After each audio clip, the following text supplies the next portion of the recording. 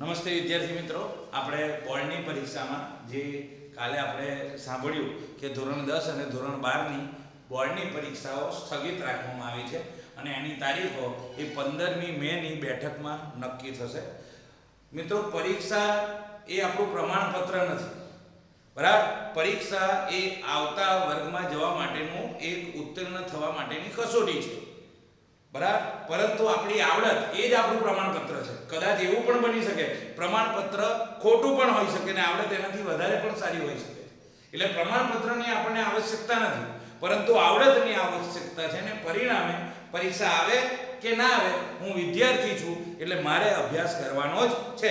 આ વાત ધ્યાનમાં રાખી આપણે સખત મહેનત કરવાના છીએ, બરાબર. પરીક્ષા લેવાય તો પણ ફાયદો છે અને ન લેવાય તો આપણને અંદર સૂચના છે કે જો તમને તમારા પ્રમાણપત્રથી સંતુષ્ટ ના હો તો તમે પરીક્ષા આપી શકશો, બરાબર. એટલે આપણે સારા જ ગુણ મેળવવા છે, સારી રીતે ભણવું છે, આવતા વર્ગની અંદર સારું પરફોર્મ કરવું છે તો ભણવું જ પડશે.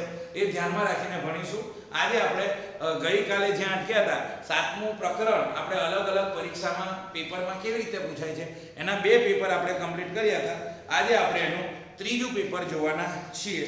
તો 7મા ચેપ્ટર માટે 3જું પેપર લગભગ આપણે ગણી કાઢ્યું હતું, ના, પહેલો દાખલો ગણ્યો હતો, બરાબર. 3જા પેપર માટે લગભગ આપણે પહેલો દાખલો ગણ્યો હતો, જોઈ લઈએ. તો મિત્રો 8મું પ્રકરણ ચાલે છે, એના પહેલા 2 પેપરના દાખલા આપણે કમ્પ્લીટ કર્યા હતા. તો આપણે લખીશું ચેપ્ટર નંબર 8 એનું 3જું પેપર આજે આપણે જોવાના છે, બરાબર. તો પહેલો 14મો દાખલો છે. 14મો લખ્યો છે કિંમત શોધો.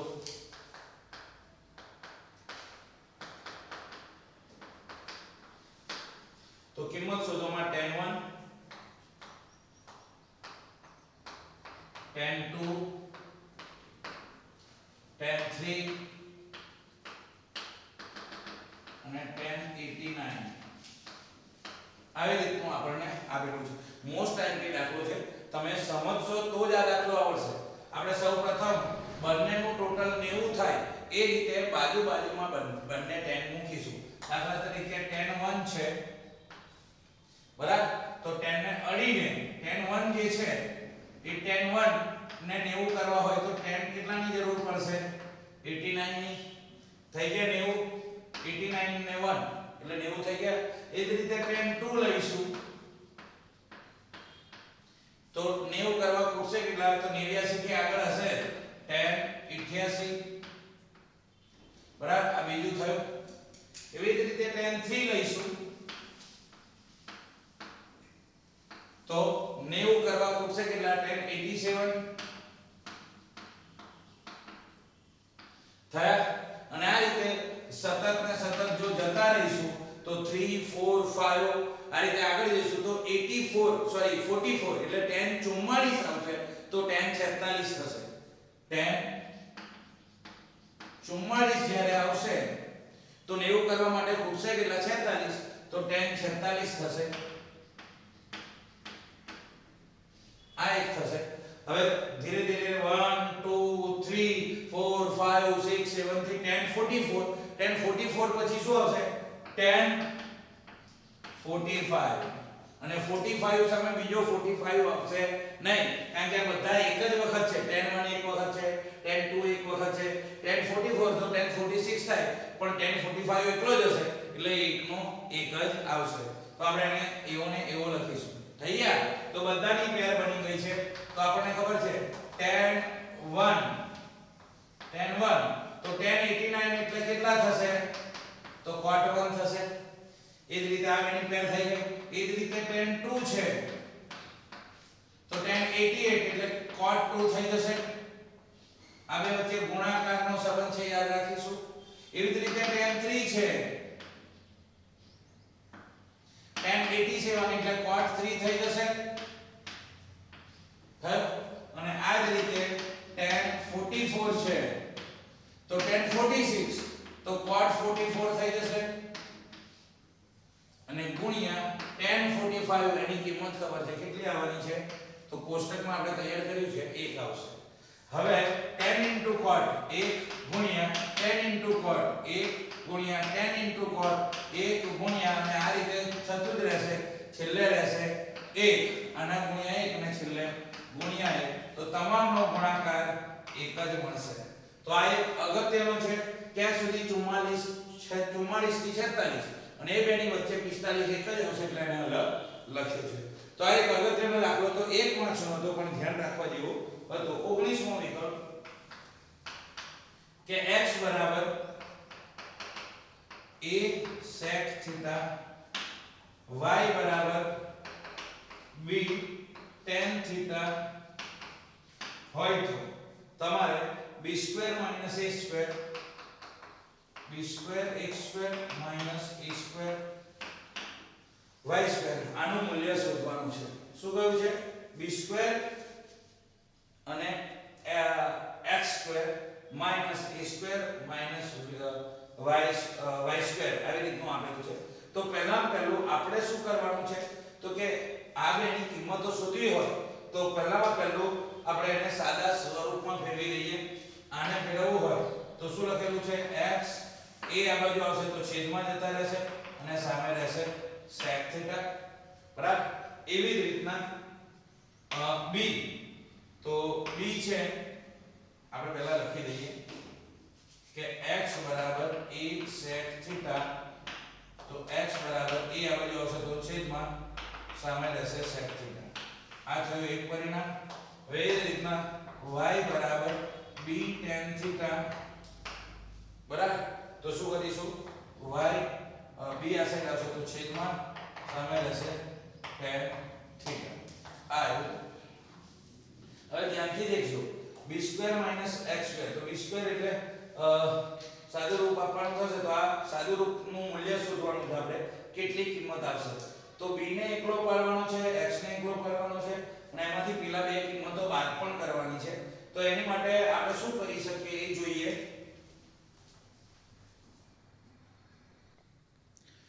તો મિત્રો આપણને sec theta અને tan theta નું મૂલ્ય મળ્યું છે એટલે કિંમત મૂકી જોઈએ.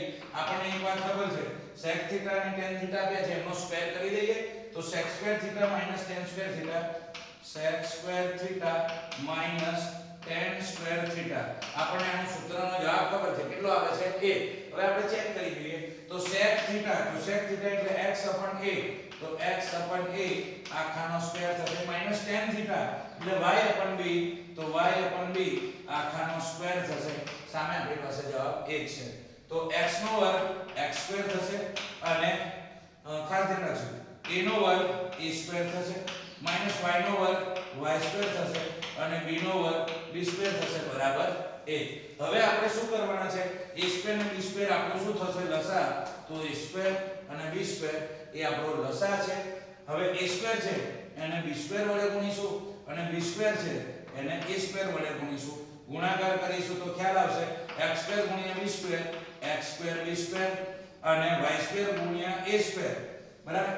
તો આપણે આવું લખાયું ઉભારો b સ્ક્વેર ગુણ્યા x સ્ક્વેર છે તો b સ્ક્વેર x સ્ક્વેર વચ્ચે કોણ છે? માઈનસ a સ્ક્વેર ગુણ્યા y સ્ક્વેર, તો a સ્ક્વેર y સ્ક્વેર સામે રહેશે 1.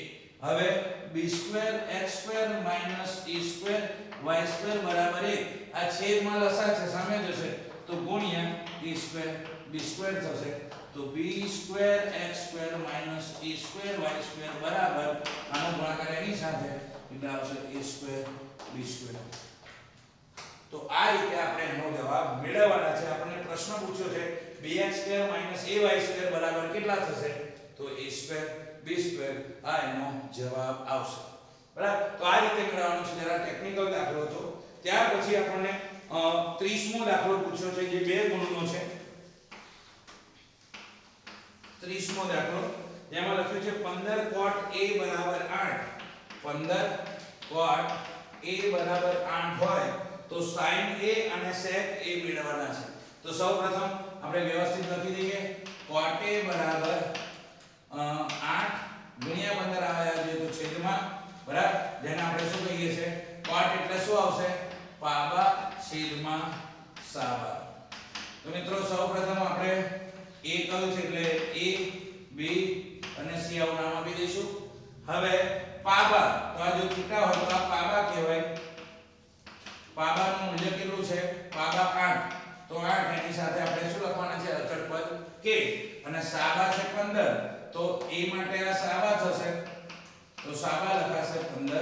કે તો પહેલામાં પહેલું આપણે એને પાયથાગોરસ લખી દઈશું ત્રિકોણ ABC કાટકોણ છે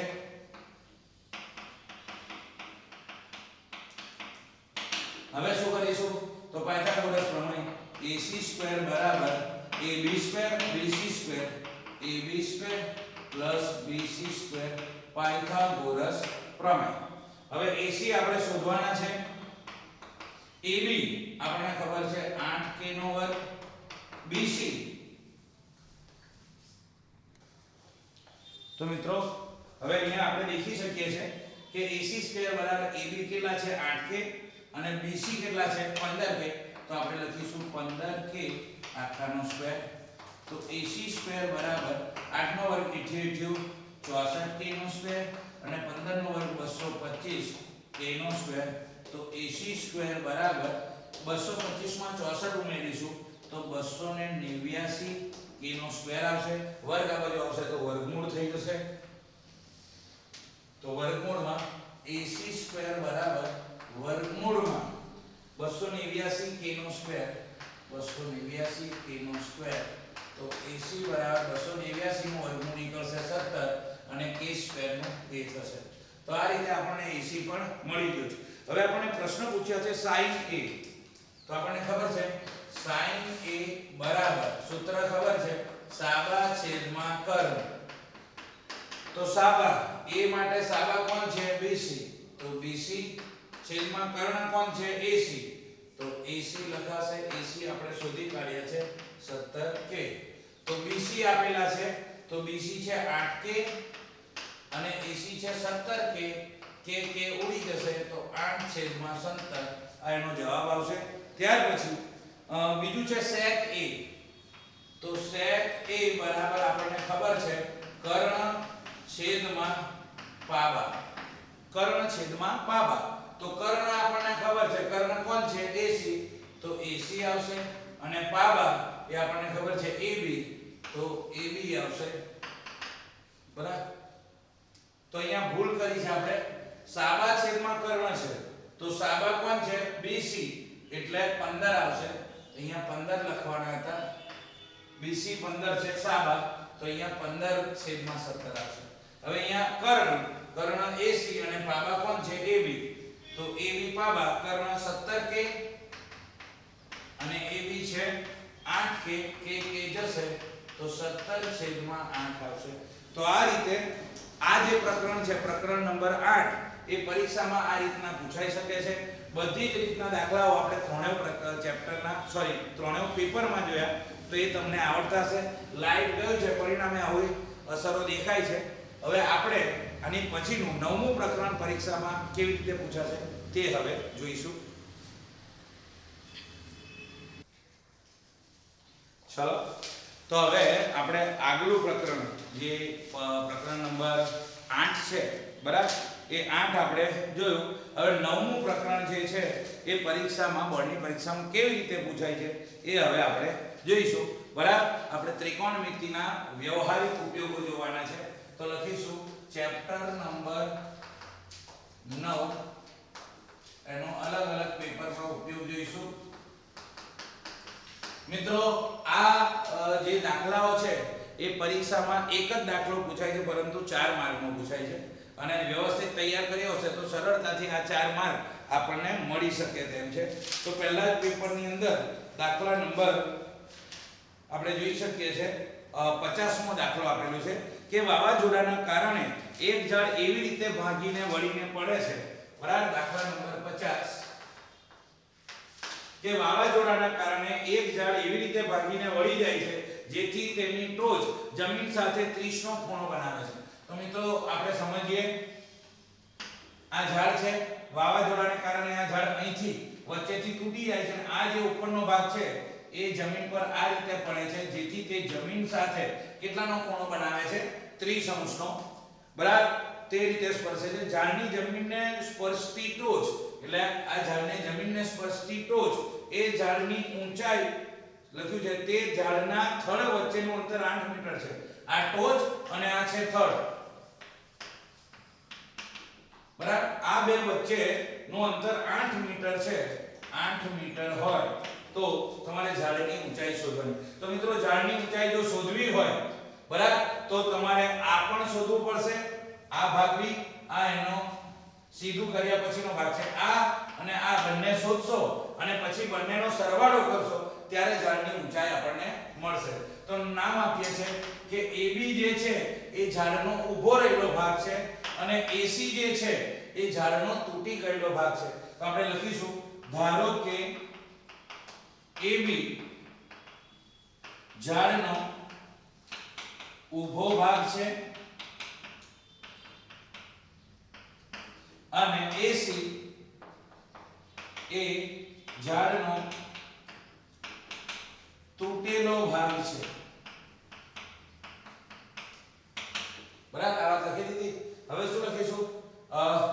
કઈ વાત લખીએ? ત્રિકોણ ABC માં હવે આ જે છે થીટાની આ કઈ બાજુ ગણાશે? સામેની બાજુ. આ કઈ બાજુ? કર્ણ. અને આ છે આપણી પાસેની બાજુ. તો મિત્રો આપણી પાસે કઈ વાત આપેલી છે? પાસેની બાજુ આપેલી છે અને એના પરથી કઈ બાજુ શોધવી છે? સામેની બાજુ. તો સામેની બાજુ અને પાસેની બાજુ બરાબર આપણને આપેલી છે. પાસેની બાજુ શોધવી છે સામેની બાજુ.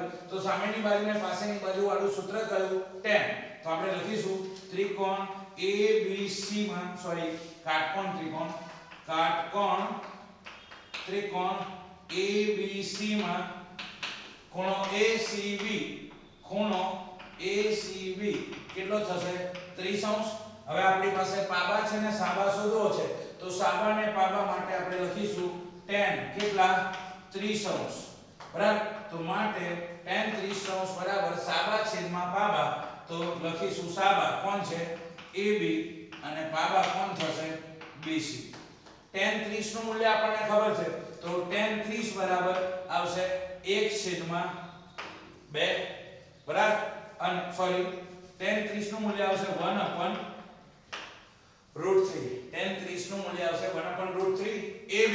AB ની કિંમત આપણે શોધવાની છે અને BC ની કિંમત આપણને ખબર છે કેટલી છે? 8 છે. બરાબર. તો સૌપ્રથમ આપણે શું કરીશું? 8 આપણે ઉપર લઈ લઈશું. તો શું આવશે? 8 એકા 8 છેદમાં √3 આવશે AB નું મૂલ્ય. આને આપણે શોધીને મૂકી રાખીશું. તો ખાસ યાદ રાખીએ tan 30 એટલે 1/√3 આવશે. બરાબર. આ ખાસ જોવાનું આપણે છે. ત્યાર પછી બીજો ત્રિકોણ લઈએ. ફરીથી ખૂણો C લીધો. હવે આપણે આ શોધવું છે કર્ણ. સાબા મળી ગયો. તો પાબા પરથી કર્ણ શોધવું હોય તો cos મળે. બરાબર. પાબા છેદમાં કર્ણ. પાબા આપણી પાસે છે. તો લખીશું કે ત્રિકોણ ABC માં ખૂણો ACB કેટલો છે? 30 છે. હવે પાબા પરથી કર્ણ શોધવું છે એટલે cos લખાશે. માટે cos 30 બરાબર પાબા એટલે કોણ? BC છેદમાં કર્ણ AC. તો BC છેદમાં AC લખાશે. હવે cos 30 તો sin 30 નું જે મૂલ્ય છે બરાબર એમાં cos 30 કેટલા આવશે? sin 60 જેટલો આવશે એટલે √3/2 આવશે. તો અહીંયા લખીશું √3/2. હવે BC નું માપ આપણને ખબર છે 8 અને કોનું માપ ખબર નથી? AC. તો AC આ સાઈડ આવશે તો ઉપર સામે 8 ભાગ્યા 2 સામે જશે તો ગુણ્યા 2 અને ગુણ્યા √3 આ બાજુ આવે તો ભાગ્યા √3. તો AC બરાબર 8×2 16/√3 આવશે. તો આ AC મળી ગયું. હવે આપણે જો ઝાડની ઊંચાઈ શોધવી હોય તો AB અને AC આ AC ઊભું થઈ જશે એટલે આખાનો સરવાળો થશે. તો ઝાડની ઊંચાઈ બરાબર કેટલી થશે? AB વત્તા AC. હવે AB નું મૂલ્ય આપણે શોધ્યું છે 8/√3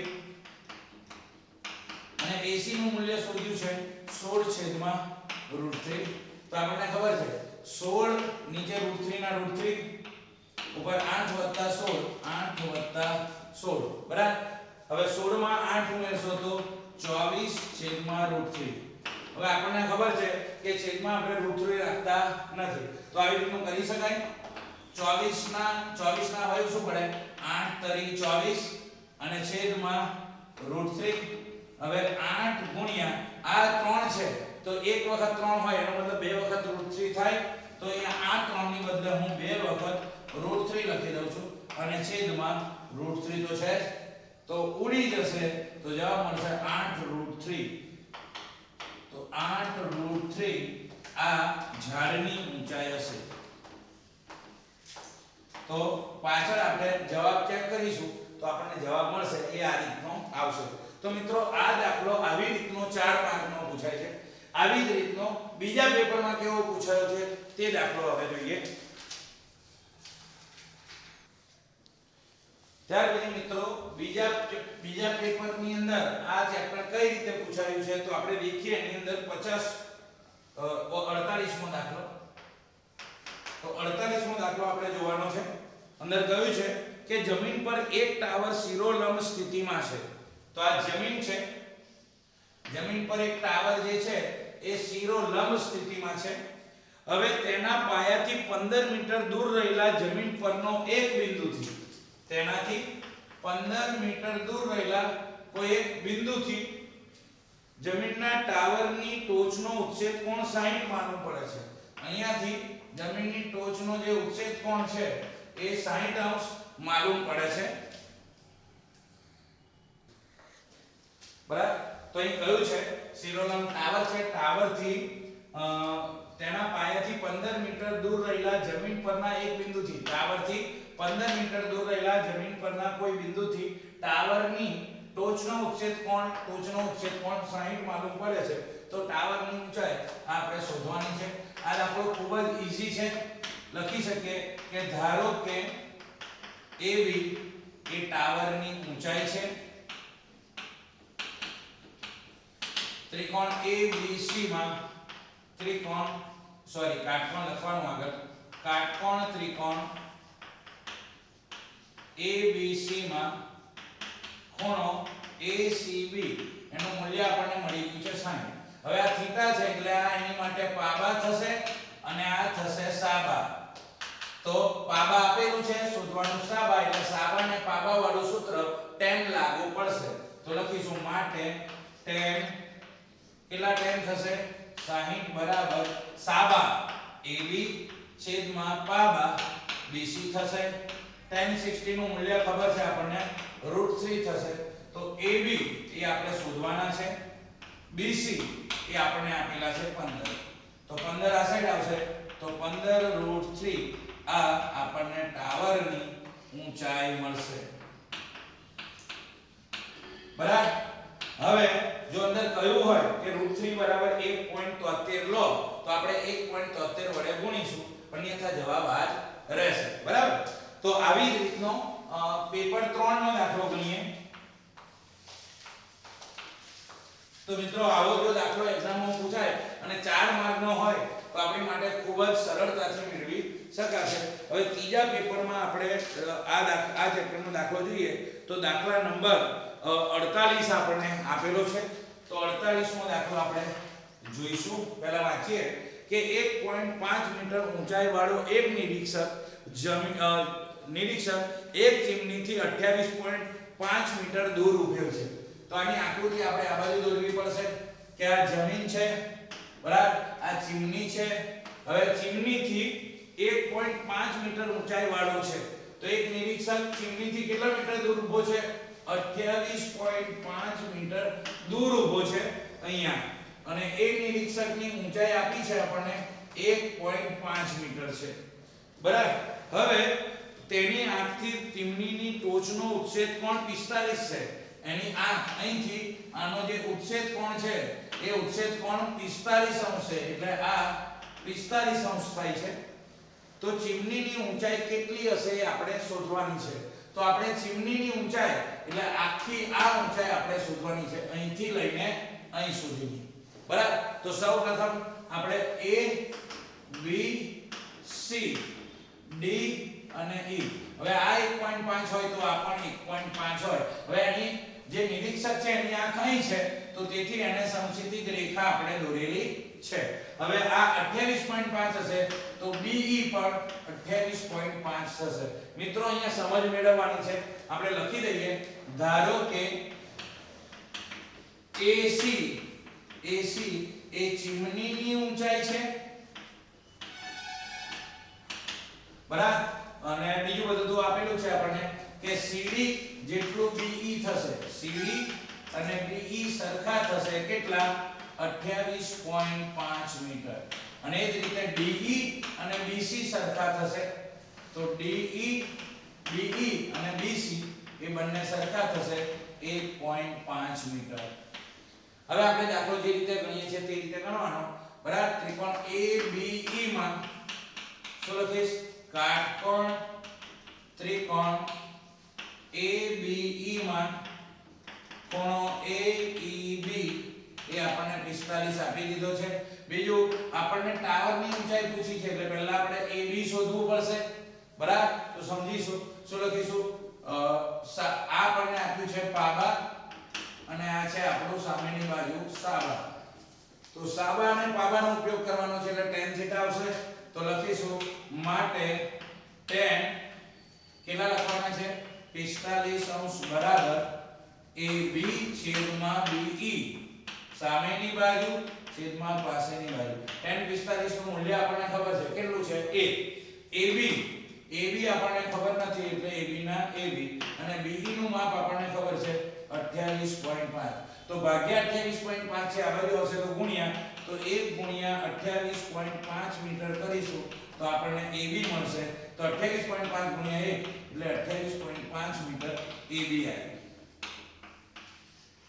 પણ આ AB નું મૂલ્ય છે આપણને પ્રશ્ન પૂછ્યું છે કે ચીમનીની ઊંચાઈ શોધો તો ચીમનીની આખી ઊંચાઈ કેટલી છે AC બરાબર। તો આપણે લખી શકીએ કે ચીમનીની ઊંચાઈ AC શોધવી હોય તો AB BC કરવી પડશે AB BC તો AB નું મૂલ્ય મળી ગયું છે 28.5 મીટર અને BC તો BC નું મૂલ્ય આપણને ખબર છે જે નિરીક્ષકની ઊંચાઈ હતી 1.5 એ ઉમેરીશું તો 1.5 મીટર ઉમેરીશું તો 28 ને 29 ને ટોટલ 30 મીટર એ ચીમનીની ઊંચાઈ આવશે।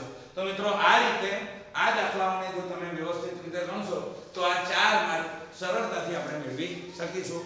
તો અહીંયા આપણે આ પ્રકરણ આટલે રાખીએ છીએ। નમસ્તે, જય હિન્દ।